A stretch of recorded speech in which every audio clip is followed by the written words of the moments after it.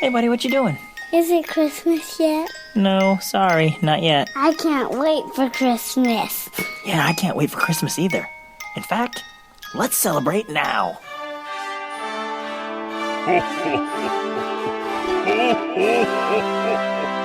Welcome to the Can't Wait for Christmas podcast.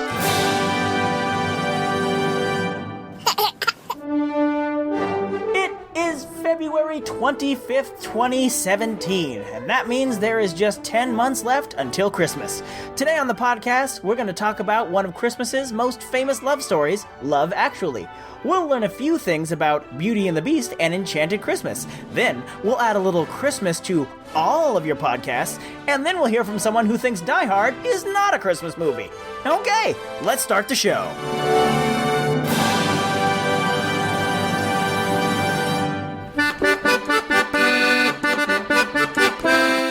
Welcome to the program. I'm Tim Babb, stand-up comedian, Christmas freak, and I'm happy to have you here for our little Christmas show.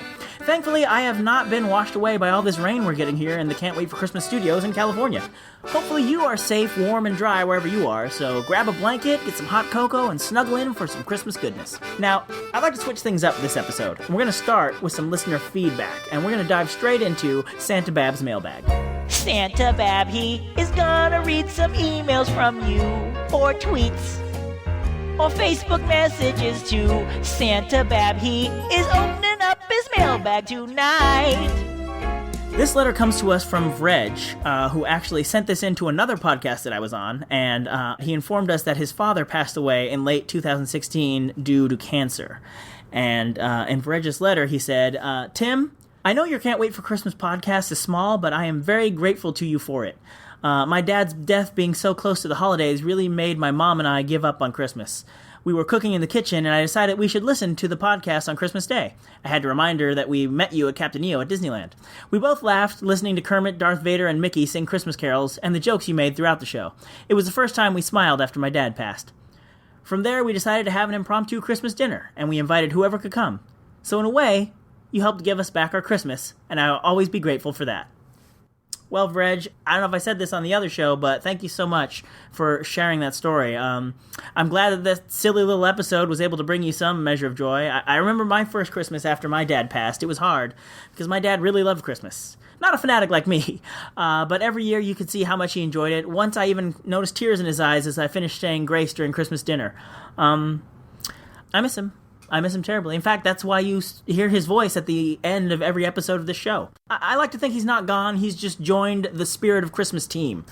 I'm sure your father's on the team too, Vreg, and that's the only explanation for how that goofy show full of awful impressions led to a Christmas dinner. But again, thank you for sharing your story. Okay. Well, now I have to try and change gears from the very serious to the normal harebrained shenanigans that this show, and I'm not really sure how to do it. Excuse me. Oh, hey, imaginary listener that sounds like George Bailey. Did you just call me an awful impression? Well, I mean, you objectively sound almost nothing like the character. Well, if I'm such an embarrassment, why even have me on your show? Well, I mean, I do the show alone most of the time, but it helps to have someone to talk to occasionally, even if that someone is just a bad impression of Jimmy Stewart. Well, there you go again, always running me down. Maybe it'd be better if I was never on this podcast at all. No, imaginary listener, I'm sorry. I didn't mean it as an insult. Come back. You know how this story is going to end, don't you? Man, this show is going off the rails quickly. This is supposed to be a silly Christmas show. Let's bring some holiday cheer back up in here, because we need a little Christmas now. We need a little Christmas now.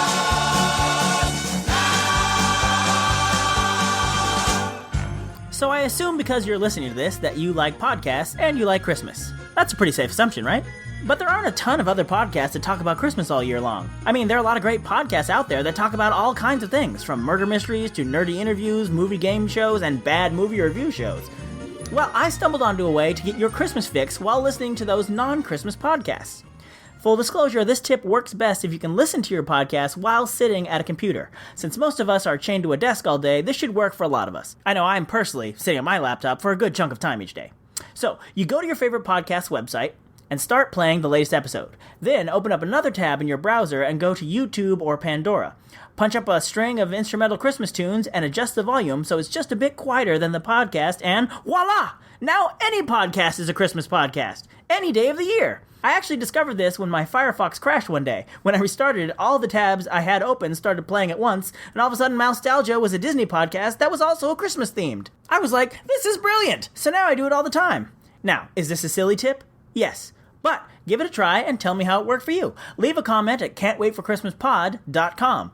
Incidentally, there is also a link to a good instrumental Christmas YouTube video mix in the show notes of this episode. But now it's time to move on to our next segment, 5 Golden Things. 5 golden things.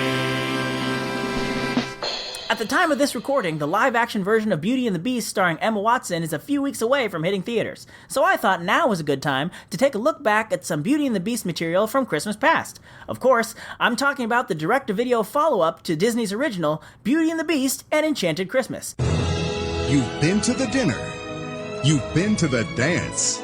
Now, be our guest for a Beauty and the Beast Christmas celebration with the special edition release of Disney's Beauty and the Beast, The Enchanted Christmas. We're gonna have the greatest Christmas ever! Now, the enchanting story continues as Belle She's planning Christmas? and her magical friends The master has forbidden Christmas. No one can forbid Christmas. As long as there's Christmas. bring the joy of Christmas to the castle and warm the heart of a beast. It's from a girl. Walt Disney Pictures presents the special edition of Beauty and the Beast, The Enchanted Christmas. What are we waiting for, Christmas? We're going to count down 5 fun facts about this film, starting with... Number 5. It was originally going to be a sequel. The problem is, you can't call the sequel Beauty and the Beast, because at the end of Beauty and the Beast, he turns back into a prince. You'd have to call it Beauty and the regular-looking guy. The plot was going to be that Gaston, the villain from the first movie's younger brother, was going to seek revenge on Belle and the not Beast. But that was all scrapped in favor of setting the story in the middle of the first movie. Basically, they compromised by making the whole story a flashback within a sequel. The story picks up at the first Christmas after the events of the last movie, and then the Mrs. Potts character tells a story that takes place in between some of the events we saw in the original film. Her story is set after Belle runs away and is attacked by wolves and saved by the Beast, but before the Beast shows her the library that's in the castle. While this allowed for the magic of seeing Beauty and the Beast together again, it does create several narrative challenges. The characters can't really advance in this movie. Beast can't overcome his poor behavior because we see that happen in the main film later on. So he's kind of stuck in quasi-jerk mode for the entire film.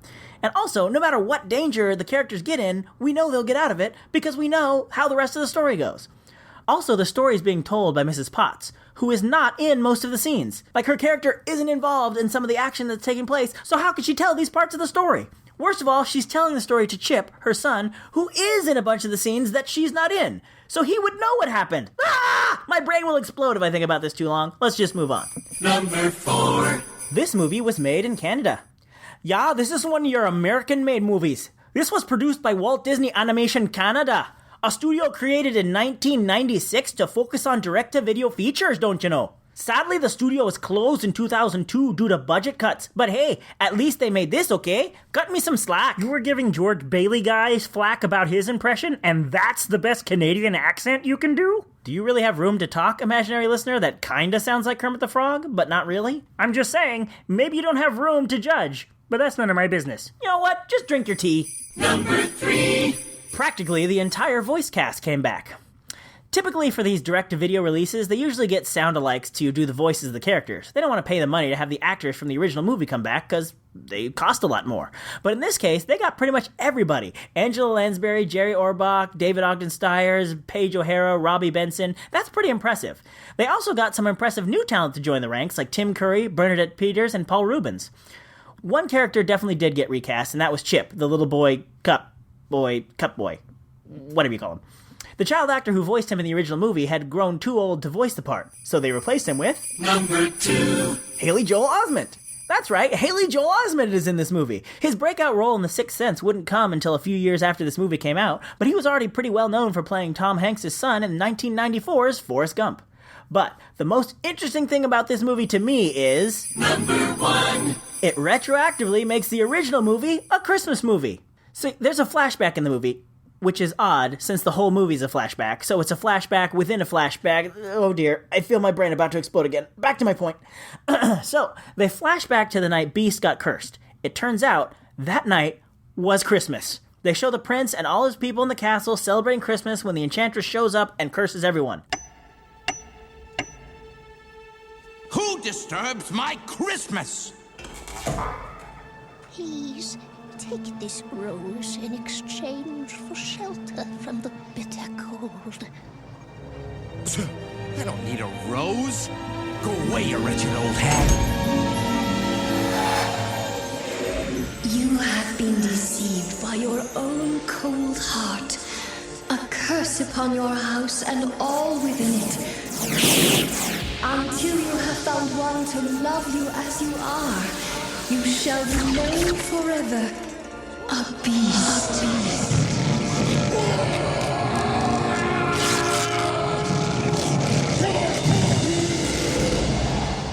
Which is literally the first part of the original movie. So the entire movie is the Beast trying to undo this Christmas curse. Therefore, by the power vested in me by starting up a Christmas podcast, I hereby decree that the original Beauty and the Beast and its subsequent live-action remake due out in a few weeks are officially deemed Christmas movies. So let it be written! Okay, so maybe some of you aren't buying it. So let's move on to a movie that is definitely a Christmas movie. Let's talk about the 2003 romantic comedy, Love Actually. Whenever I get gloomy with the state of the world, I think about the arrivals gate at Heathrow Airport. General opinion's starting to make out that we live in a world of hatred and greed. But I don't see that. Seems to me that love is everywhere. Often it's not particularly dignified or newsworthy, but it's always there. Fathers and sons, mothers and daughters, husbands and wives, boyfriends, girlfriends, old friends. When the planes hit the Twin Towers, as far as I know, none of the phone calls from the people on board were messages of hate or revenge. They were all messages of love. If you look for it, I've got a sneaky feeling you'll find that love actually is all around. I have to admit, this movie's been around for over a decade and I've never seen it until last month. And I'm not one of those dudes who thinks they're too cool to watch a romantic comedy. I love a good romantic comedy. I just never got around to this one for some reason. But I caught the beginning of it on TBS last Christmas Eve, and I thought, I should watch this. Then I found out it was on Netflix, and I thought it would make a good topic for this show in February, the month of love. Yeah. All you need is love. All you need is love. All you need is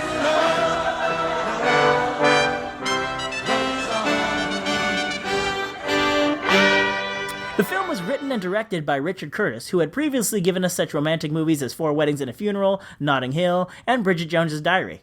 He'd come up with two other ideas for love story films he wanted to write. One about a single prime minister trying to balance a budding romance with running the country, and the other about a couple falling in love despite the fact that they don't speak the same language.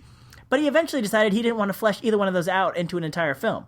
That's when he had the idea of mushing them into one film. A film that could tell several different love stories and cut out all the fluff. That's what Love Actually is. It's a bunch of different love stories, but you only see what you need to see their love story. And that's especially evident in the Keira Knightley-Andrew Lincoln story. It really gets told in only 3 scenes. The wedding scene, the scene where she sees the wedding video, and him holding those big signs. That's amazing to me. I mean, yeah, they're in other parts of the movie, but they really only have 3 scenes to tell their story. The rest of the time, they're just background to someone else's story. So let's dive into these stories. There are about 9 stories being told, and they all overlap to some degree, which is really amusing when you think about it, because since Hugh Grant's character is the Prime Minister, that means everyone in this movie is only 1 or 2 degrees away from the head of Her Majesty's government in the United Kingdom. But I'm just going to focus on the stories. Oh, and we're going to get into some spoilers for the film. So if you're like me and haven't seen this 13-year-old film, stop this, go to Netflix and stream it, and come back. If you don't have Netflix, you can go check out the DVD from your local library. If you don't want to do any of those things, then I'm sorry, I'm going to spoil this movie for you. Oh, and it should be noted that this is an R-rated movie for good reason. So kids, maybe just wait till this movie plays on TV again. That way they cut out all the nutty bits. Okay, on to the stories. You've got Bill Nighy, who plays an aging rock star trying to make a comeback, and Gregor Fisher as his abuse-taking manager. So, what was this epiphany? It was about Christmas. You realised it was all around? No, I realise that Christmas is the time to be with the people you love. Right. And much as it grieves me to say it, it might be that the people I love is, in fact, you. Well, this is a surprise. Yeah. 10 minutes at Elton John's, you're as gay as a maple. I like this story because it's ultimately about bro love. These guys get on each other's nerves and insult each other, but deep down they care about each other, especially in a movie made before the concept of a bromance became a thing. So he records a cover of Love Is All Around, which is lightly edited to make it Christmas Is All Around. It's played in the movie as if it's a cynical song that's not very good, but I like it unironically. Bill goes on TV to promote the song, saying if it reaches #1 by Christmas Eve, he'll perform the song naked live on TV. It does, and he does. Fun fact, apparently Bill Nighy really was naked when he shot that scene. Told you this movie was rated R, kids. Although he does have a guitar strategically placed so you don't see anything you're not supposed to. However, during filming, I guess Bill got a little too wild with his dance moves and the guitar kept moving to the wrong place. The director had to keep telling him to put it back down! Next up, we have the aforementioned Keira Knightley, Andrew Lincoln story. Towards the beginning, Keira marries Andrew's friend, Chiwetel Ejiofor. At first, it seems like Andrew's character doesn't like Keira's character. But later we learn he's actually in love with her and trying to come to grips with what to do about it. This resolves with the now famous paper sign scene of him telling her how he feels but vowing to move on. Side note, in the Wikipedia article on this movie, it describes the end of that scene with, one by one, the cards confess his love for her. Then he walks away. Juliet runs after him to give him a quick, innocent kiss and runs back inside. I like how they specify that the kiss was innocent, because we can't have any moral ambiguity in this story of a man literally coveting his neighbor's wife. Anyway, moving on. Colin Firth finds out his girlfriend is cheating on him, so he goes off to his French cottage to work on his book. Luisa Moniz plays his housekeeper who speaks only Portuguese. In a twist that can only be described as super realistic, they both somehow fall in love with each other. Some fun facts about this story. In one scene, Colin's book pages get blown into the water and Lucia goes to jump in after it. First, she takes off her dress so that she's just in her underwear, which, before I even go further, that is funny to me because the wind that blew those pages in was a huge wind and that was a very flimsy dress. There's no way that dress is waiting for her on the dock when she gets back out of the water, so the dress would have gotten wet anyway. Might as well kept it on. But that's beside the point. So like I said, she gets down to her underwear.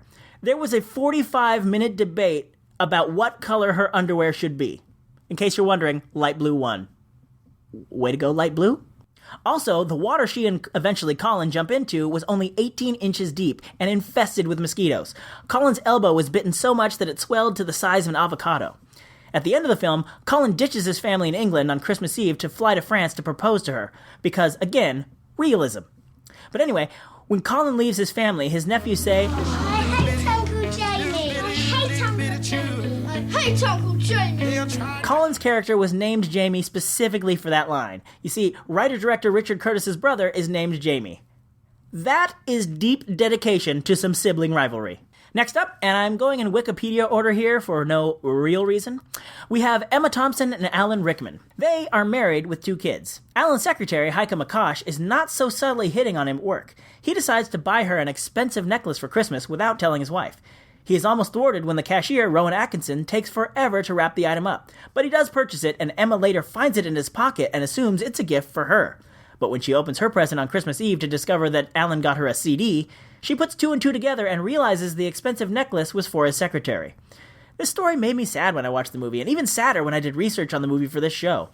Up until Emma opened the box, I assumed Alan had decided to give her the necklace instead of the secretary, and that was going to be the happy ending. Wah, wah. Then I assumed there'd be some grand gesture by Alan to in some way redeem himself by the end of the movie. Wah, wah. Then, while scouring the web to find interesting things to say about this movie for you, I discovered that the script editor and wife of director Richard Curtis had recently live tweeted a screening of this film. During this, she was asked if Alan's character really had an affair with his secretary or if he was just tempted. She responded, "Definitely had an affair. I begged Richard just to make it a flirtation, but no, the whole way." That bums me out. I understand that infidelity happens, and it's a story that some people might want to see told, but I don't want that. I want a happy ending. In lighter news about this story arc, there's a reason Rowan Atkin's character takes so long to wrap up that necklace. Well, actually, there's two reasons.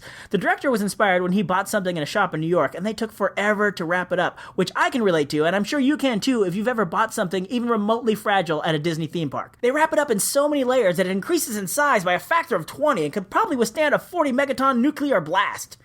But anyway, the other reason Rowan takes so long to wrap up the necklace is that his character is supposed to be an angel. He's intentionally taking too long to try and stop Alan from making this mistake. This was supposed to be spelled out in the movie towards the end, but the director thought that with all that was going on in the movie, the audience wouldn't be able to handle a supernatural element tossed in at the end. It would just be too much. And I can see that argument, but I would have liked to have an angel character in this movie. An angel would add one more Christmassy element, and who wouldn't want that? But then again, this angel wasn't particularly successful in stopping Alan from doing the wrong thing. So I don't know if I want an angel who's only successful half the time, but more on the other half later. Let's move on to the next story. Emma Thompson's brother is Hugh Grant, the newly elected Prime Minister. Martine McCutcheon is one of the household staff at 10 Downing Street. The two are clearly attracted to each other, but Hugh tries to ignore it and focus on his work as Prime Minister. This hits a snag when the President of the United States, Billy Bob Thornton, comes for an official visit. He makes it clear that although the UK and the US are partners, the US is the alpha in this relationship and England had better do what America wants. He was willing to go along with this for the sake of peaceful relations until Billy Bob tries to put the moves on Martine. This leads Hugh to give a pretty aggressive speech saying his administration will stand up to America. That plays well with his staff, but Hugh feels he's let his personal feelings interfere with his job, so he has Martine reassigned so he won't see her anymore. Weeks later, he gets a Christmas card from her and realizes that he loves her. He grabs the security detail and goes door to door on the street he knows she lives on to tell her how he feels. He's knocking on every door, trying to find her, until he finally finds her, only to discover she's on her way out with her whole family to watch her nephew perform at a school Christmas show, nativity play, concert. I don't know what it is. There's a lot going on at this school performance.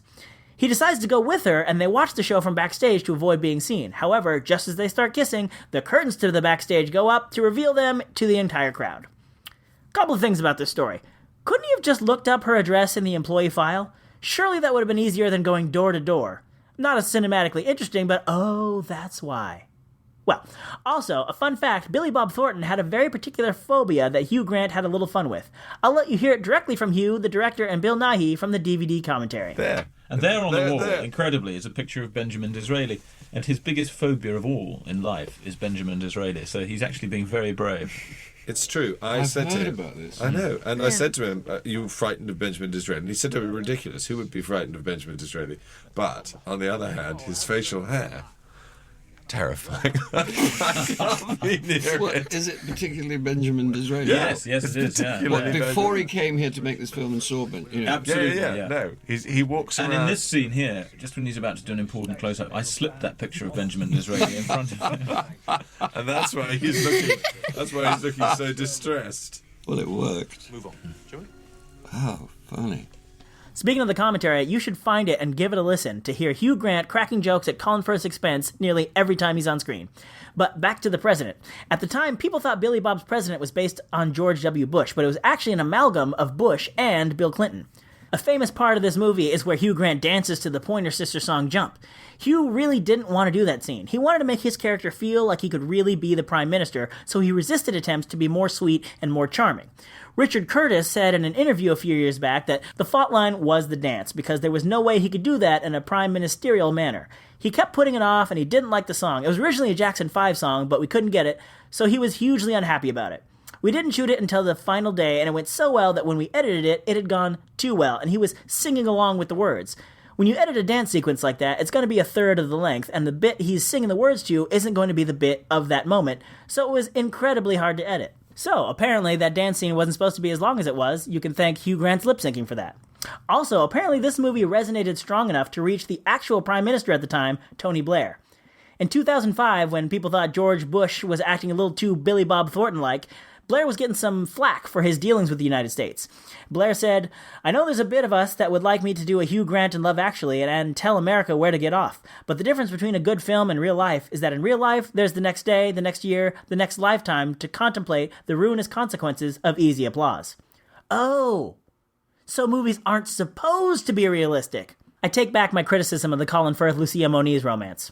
Okay, we're not even halfway done, so let's keep things moving. Next we have Liam Neeson. When we first see him, he's on the phone. I don't know who you are. I don't know what you want. If you are looking for ransom, I can tell you I don't have money. But what I do have are a very particular set of skills. No, come on, I told you, we're running long and we're not even halfway done. Let's stay focused. He's on the phone with his friend, Emma Thompson, talking about his wife who died shortly before the events of the movie. He is now raising his dead wife's son from another marriage, Thomas Sangster. In addition to coping with the loss of his mother, Thomas is also coping with being hopelessly in love with one of his classmates, Olivia Olson, who doesn't even know exists. However, she's going to sing a song at the school Christmas performance. Oh yes, the same one we'll see Hugh and Martine kissing at towards the end of the film. So Thomas decides that he will learn to play drums in order to impress Olivia during that song.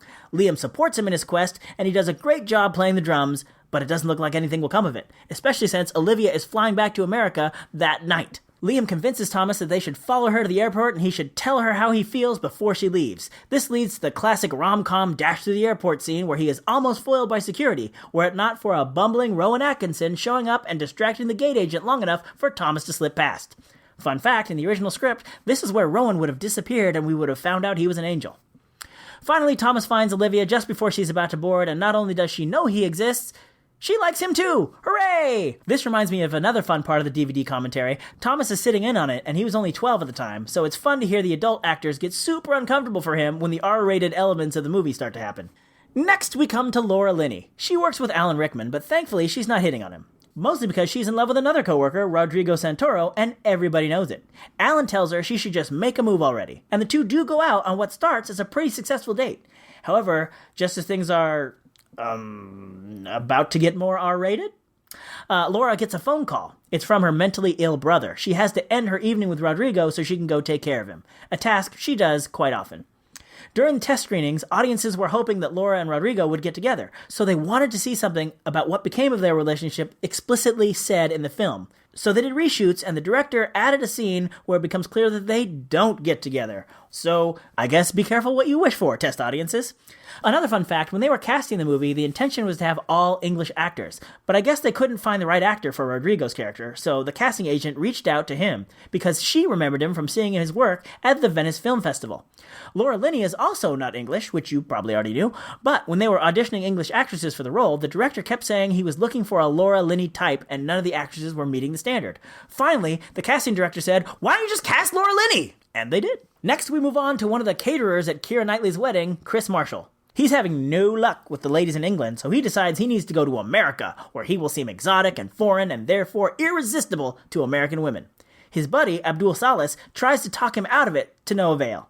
However, because it's a movie, Chris's plan totally works, and as soon as he arrives in America, he hooks up with not one, not two, but three gorgeous American women at the same time. Ivana Milicevic, January Jones, and Alicia Cuthbert. There's a scene where all the girls are taking off his clothes, which I thought sure was going to end up him getting robbed or something to learn a lesson, but nope, they're just doing, R-rated things. Anyway, allegedly Chris volunteered to work for free on that day, because of course he did. Oh, and in the last scene of the film, which takes place at an airport a month after Christmas, Chris comes back to England with Shannon Elizabeth and Denise Richards, much to the surprise of me and Chris's buddy Abdul. Speaking of Abdul, he's our connection to the last love story. Thank heavens! Quiet you! This story arc is the one you will probably not see if you watch this movie on TV. Why? Well, Abdul is a production assistant on a film. This film apparently has a lot of sex scenes. In order for the crew to properly light and stage these sex scenes, body doubles Martin Freeman and Joanna Page have to stand around on the set naked in many, R-rated positions? During this time, the two are innocently talking with each other until Martin finally musters up the courage to ask Joanna out. She says yes, and they go out on quite an innocent date. At least, by comparison to their day jobs, it's innocent. Anyway, by the time we see them at the airport a month after Christmas, they're married, or engaged. It's not, she's got a ring on. He put a ring on it. He liked it, so he put a ring on it. Oh! And that's all the stories that were in the movie. I know it seems like a lot to cram into one movie, but there were actually plans for more. Richard Curtis's first draft had 4 extra stories in it, including one that got filmed but cut from the final movie. Emma Thompson and Alan Rickman have a daughter and a son in the movie, and we don't see a ton of the son in the movie, but apparently he had a whole story about him being poorly behaved and giving his headmaster at school a hard time. And then we get to see a little of the headmaster's relationship with her wife, who is in ailing health. If you're interested in those scenes, they're available on the DVD. I feel it in my fingers. I feel it in my toes. Christmas is all around me, and so the feeling So that's the movie, and it was a pretty popular one too. It did decent business at the box office, and it was the #1 video rental of 2004, and people have been telling me for years how great this movie is and that I should check it out. So imagine my surprise when researching Love Actually for this podcast to find out there is a vocal group of people out there who hate this movie. If you are one of those people, I'm sure the last few minutes of this show have not been fun for you. I found an article by Lindy West that impressed me with its sheer magnitude of hate. Let me read just the first paragraph, and I'm going to edit out the R-rated language. We open in an expletive-deleted airport. An expletive-deleted airport! Of course, Love Actually, the apex of cynically vacant, faux emotional cash grab garbage cinema, would hang its big metaphor on the bleak, empathy-stripped cathedral of turgid bureaucracy known as the airport. Of course. And then of course Hugh Grant's voice pipes in to tell us how inspiring and magical the airport is. Because when you're at the airport, you can't help but notice that love actually is all around. The expletive-deleted airport! If that's not the epitome of unexamined privilege, declaring that the airport is your favorite place, then I don't know what is. Welcome to Love Actually. Wow. Wow. I don't think I hate anything as much as she hates Love Actually. I spent the better part of the last 5 years mocking, disparaging, and in all other ways insulting Zack Snyder for ruining the character of Superman in Man of Steel and Batman v Superman. But my every word is a cuddle compared to this article by Lindy West and her white-hot hate for Love Actually. I'm not going to read the rest of it, but you can find it if you're interested. But she's not alone. There's a lot of articles out there that talk about what's wrong with this movie. And I understand and even agree with some of the criticisms of this movie. It's cliche, it's cheesy, the characters are somewhat weakly written, particularly the female characters. And it always bothers me that Hugh Grant never apologizes to Martine for having her reassigned just because he couldn't deal with his feelings when the president made inappropriate advances on her. There's quite a few things like that bug me, but I gotta say, I loved this movie. Actually, I had planned to watch a little of it before bed and pick it up the next day because it was getting late and the movie's like 2 hours long. But I'll be a burnt-out Christmas light if I didn't stay up and watch the whole thing. In fact, doing this episode has taken forever because every time I try to grab a clip, I end up watching a huge chunk of the movie. It's another one of those times that I'm really glad I do this podcast, or I might never have sat down to watch it. And it's great timing, too, because there's a sequel of sorts in the works. Richard Curtis is reassembling most of the cast for a 10-minute short that will play as part of Comic Relief in the UK on March 24th, 2017. We'll get to check in with these characters and see where their lives are all these years later. Two notable exceptions will be Alan Rickman and Emma Thompson, who will not be returning. The former because he passed away last year, and the latter because they felt they couldn't mention Emma and Alan's characters in any way and have it still be comical. I disagree. Just have Emma in the background dropping a piano on the secretary and walking away. I think that would be funny. But, that's why I don't make movies, because no one asked me these things. But regardless, I'm looking forward to the follow-up, because I enjoyed Love Actually, and I hope you enjoyed this far more detailed than I had planned look at the film. Let's move on to our next feature and find out who sang it best.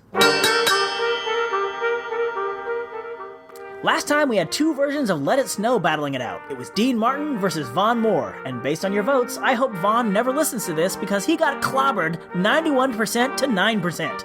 I guess you just love some Dean Martin. And in fairness, I do too, but Vaughn's version will always have a special place in my heart because it plays at the very end of Die Hard. Hey, speaking of Die Hard, it's time to turn our attention to the question we're going to spend all of 2017 answering. Is Die Hard a Christmas movie? It's Christmas Eve in L.A. Welcome to the party, pal! Is Die Hard a Christmas movie? So all year I'm asking you to write in to christmas@tancast.com and tell us why you think Die Hard is or isn't a Christmas movie. Since we ran a little long with all the Love Actually stuff, we only have time for one letter today, but please keep sending them in. I'll get to as many as possible in future episodes. Today's letter comes to us from Adam. He writes, which of these films is not like the others? The Polar Express, released November 10th, 2004. Elf, released November 7th, 2003. Home Alone, released November 16th, 1990. Scrooged, released November 23rd, 1988. Die Hard, released July 20th, 1988. Other release dates, A Christmas Story, November 18th, National Lampoon's Christmas Vacation, December 1st, The Muppet Christmas Carol, December 11th, The Santa Claus, November 11th, Fred Claus, November 9th, A Very Harold and Kumar Christmas, November 4th, Arthur Christmas, November 23rd. Notice a trend? Film studios do not release their Christmas movies in the middle of summer. Wouldn't make sense financially to invest millions in a Christmas movie and release it in July. However, a film set at Christmas that has nothing to do with Christmas can be released at any time because it's not a Christmas movie. Consider how silly it would be to gather around the old Tannenbaum and say, nothing captures the Christmas spirit better than family, friends, and the full frontal nudity of Stanley Kubrick's Eyes Wide Shut. Another film set at Christmas that has nothing to do with Christmas, like Die Hard. Well, pretty strong argument against Die Hard being a Christmas movie there. Thanks, Adam. But what do you think? Agree? Disagree? Yippee-ki-yay or yippee-ki-nay? Write in and have your voice heard, and let's settle this once and for all. Is Die Hard a Christmas movie? This is their idea of Christmas. I gotta be here for New Year's. Oh, the weather outside is frightful, but the fire... And that is going to do it for this episode. Don't forget to stop by our website and various social media to send us some love. Actually, always love to hear suggestions for future show topics, Christmas tips, or anything else you'd like to share. And you can also email us at christmas@tancast.com, which is also where you should send your emails on whether or not Die Hard is a Christmas movie. Okay, look forward to hearing from you. See you in March, but in the meantime, keep laughing all the way.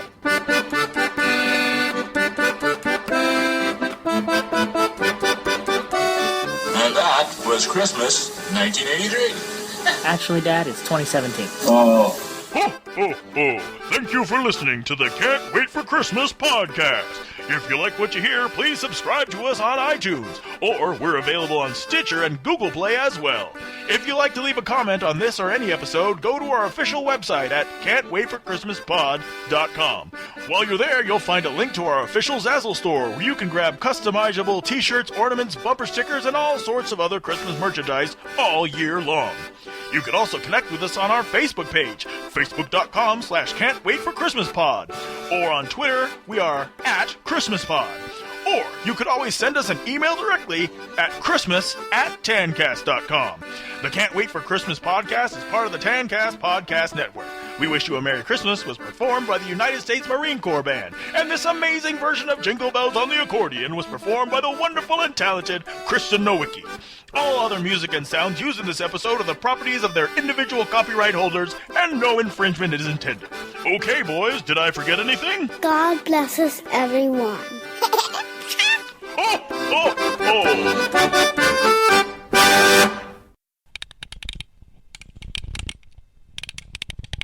All right. Whew. This episode is super late. I am rushing against the clock to get this out before midnight on the 25th because my microphone broke yesterday. And then I ended up rewriting a bunch of the episode because when you have extra time, you start tinkering, and then I tinkered too long, and now I'm almost going to miss the deadline. So, let's get started. Woo! So I assume because you're listening to this that you like podcasts and you like Christmas. That's a pretty safe assumption, right? In the notes, it's supposed to say, but there aren't a ton of other podcasts. But because of a typo, I guess, it says, but here. Like B-U-T-T. But here. No? Funny if you're looking at it. Now it's time to make be on. Autocorrect. Why would you think I was trying to say make be when I was trying to type move? Let's just move on. Oh, man. Whew. Oh, I always seem to have a cough or something when I start to record these. Sadly, the studio was closed in 2002. For some reason, my notes say 2092. It was closed in the future! Towards the beginning, Kira marries Andrew's friend, Chiwetel Ejiofor. Oh, I even wrote this phonetically. Like, I knew I was gonna, like, there's so many names in this movie that I'm gonna have a hard time pronouncing. I'm gonna write them phonetically, so I don't do a bunch of outtakes where I can't pronounce people's names. Fail.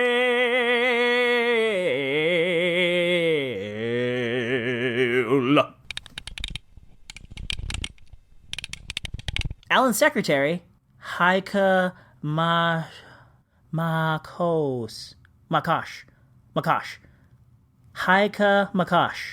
Heike Makash. That's what I wrote. I'm pretty sure it's right. Whew. I'm gonna get so many letters this episode. You can't pronounce these people's names? Well, no, imaginary listener, it sounds like Kermit the Frog. You know I can't. I can't pronounce anything. I never learned to read.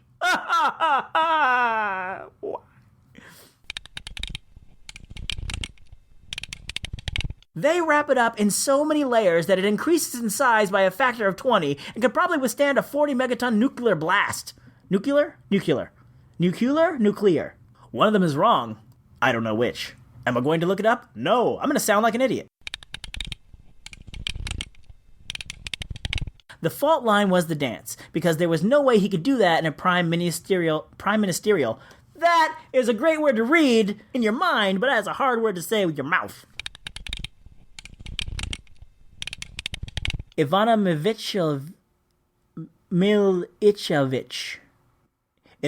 Milicevic.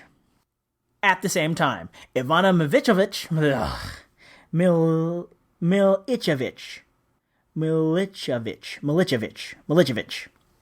Milicevic.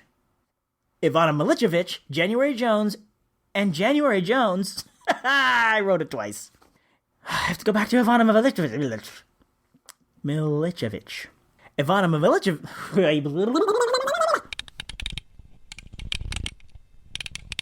I was recording for 50 minutes.